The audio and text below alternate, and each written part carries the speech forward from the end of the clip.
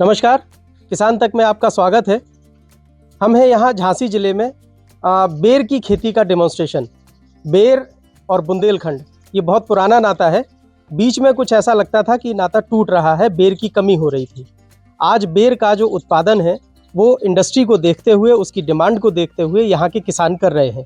बेर की खेती की हमने बात की है अपनी कई सारी खबरों में, इसके पहले भी हम दिखा चुके हैं कि बुंदेलखंड को बेर का एक हब बनाने की कोशिश सरकार की तरफ से की जा रही है और ऐसा माना जा रहा है कि बेर किसानों की आय को बढ़ाने में एक महत्वपूर्ण भूमिका अदा कर सकता है। इस संभावना को टटोलने के बाद सरकार ने कई सारे किसानों को आम और अन्य जो फलों की खेती है उसके साथ बेर को भी शामिल करते हुए इसका व्यापक पैमाने पर उपज करवाने की एक पहल की है। इसके तहत कई सारे किसानों ने अपने फार्म पर, वैसे तो बेर यहाँ खेत की मेड़ों पर और आसपास बहुत भारी मात्रा में उगता था, लेकिन जब धान और गेहूं की फसल का चलन आया तो किसानों ने बेर पर ध्यान देना बंद कर दिया। बेर पूरी तरह से उपेक्षित हुआ और उसके बाद पिछले 3-4 सालों में इसका महत्व फिर से, जब औषधीय पौधों की फसल होने लगी, दवाइयों में इसकी डिमांड की जाने लगी, तो बेर का महत्व फिर से बढ़ा और इसकी डिमांड शुरू हुई। हम हैं आज यहाँ एक फार्म हाउस पर। जी, आप बताएं अपने बारे में कि कब से आपने शुरू किया, आपका नाम क्या हुआ? मेरा नाम अशोक गुप्ता हैगा। ये सारमऊ ग्राम पड़ता हैगा। सारमऊ सारमऊ जी, बड़ा गांव के अंतर्गत आता है ये। सारमऊ ग्राम है ये जी। और यहाँ करीब मैं बेर की खेती 3-4 साल से कर रहा हूँ। 3 साल से ऊपर ही हो गया मेरे को। ये उद्यान विभाग की पहल पर हुआ या आपने खुद से किया? उद्यान विभाग की पहल से कराया मैंने। अच्छा। यहाँ मैंने अमरूद भी लगाया है, आम भी लगाया है जी। कितना एरिया है आपके इस फार्म का? हमारे पास लगभग 40 एकड़ खेत है ये सब पूरा जी। और इसमें कम से कम तो मेरे ख्याल में 300 पेड़ बेर के भी होंगे इस समय। जी जी। छोटा सा स्टार्टअप यहाँ बुंदेलखंड में शिवानी बुंदेला जी ने शुरू किया है। वो इन किसानों को इंडस्ट्री से जोड़ने की एक पहल कर रही हैं और ये वही प्रोडक्ट है जो इसी बेर से, जो आज हम यहाँ फार्म में देख रहे हैं, ये इन्हीं बेर से बनाए हुए प्रोडक्ट हैं। ये कुकीज़ भी हैं, स्क्रब भी है, ये जूस भी है, शहद भी है और चॉकलेट, और ये चटकारा। ये वही बेर है जिनसे बनी हुई ये सब चीज़ें हैं जो हमें इससे पहले तक काल्पनिक लग सकती थी, लेकिन अब ये हकीकत है। तो ये हकीकत कैसे बनी, ये खेत पर हम जानेंगे शिवानी जी से। शिवानी जी, किसान तक में आपका स्वागत है। Thank you so much sir. और थोड़ा सा हमको ये बताएं कि ये इतने शानदार, इतने अच्छे आकर्षक जो पैकिंग आपने की है, और जो बेर कल तक सिर्फ जंगलों में पड़ा रहता था, अब वो जो है फैक्ट्री और लोगों तक पहुंचने लगा है। तो ये स्टार्टअप, इसका आइडिया कैसे आया आपके दिमाग में और कहाँ से इसकी शुरुआत हुई? सर, इसका आइडिया हमारे दिमाग में 2020 में आया था, जब कोविड वेव शुरू ही हुआ था भारत में और सभी लोग विटामिन सी के प्रोडक्ट्स की तलाश कर रहे थे कि विटामिन सी कैसे लेना है, कौन से प्रोडक्ट्स खाना है, क्या करना है, कैसे करना है। तो मैं उसी वक्त, मेरा जो रिसर्च वक्त था वो बेर के ऊपर चल रहा था, तो मैंने नोटिस किया, फिर मैंने उसके लैब टेस्ट कराए, तो पता चला कि हाई हीट प्रोसेसिंग के बाद भी बेर में विटामिन सी जो होता है वो इंटैक्ट रहता है।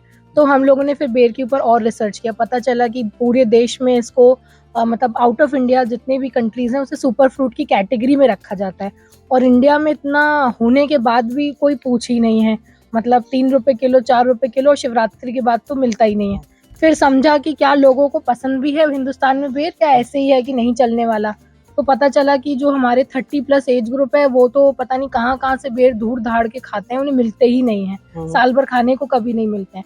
तो फिर उसके ऊपर हमने बहुत वैल्यू एडिड प्रोडक्ट्स बनाए, रिसर्च करी, R&D करी कि प्रोडक्ट को किस तरीके से बनाया जा सके, मार्केटेबल बनाया जा सके, तो उसके ऊपर काम किया सर।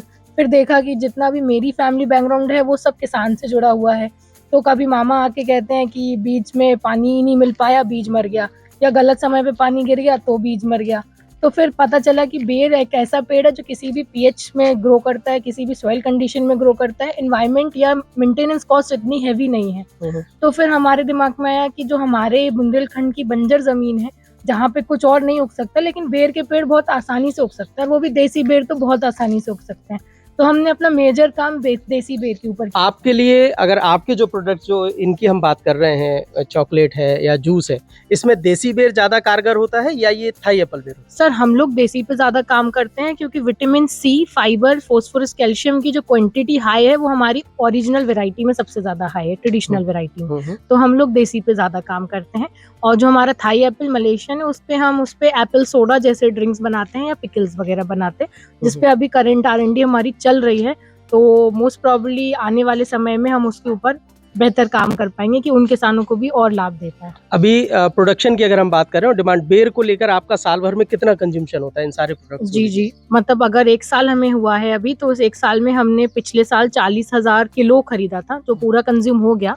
तो इस बार हम लगभग 4 से 5 गुना ज़्यादा लेंगे, क्योंकि हमारे पास डिमांड पहले से ही बहुत आगे से है।